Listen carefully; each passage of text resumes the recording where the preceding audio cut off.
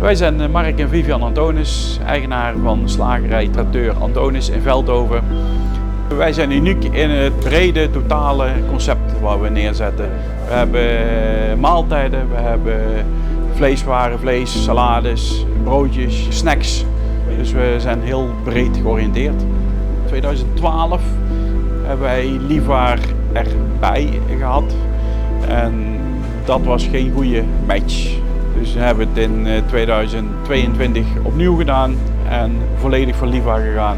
Het is een hele stap, maar wat wij dus in 2011, 2012 gedaan hebben, dat was half. Dus zonder overtuiging. Ik denk ook dat het voor de medewerkers makkelijker uit te leggen is. Want ja, volgens mij heb je als slager geen slecht vlees.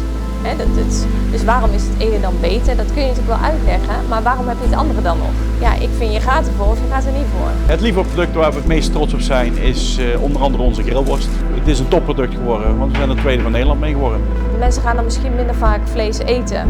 Maar dan moet het wel van goede kwaliteit zijn. Ik denk dat het sowieso mensen zeker vlees moeten blijven eten. Omdat het essentieel is voor bepaalde voedingswaarden die iedereen gewoon nodig heeft. Maar ik denk dat wij in ieder geval een gezonde en bewuste keuze hebben.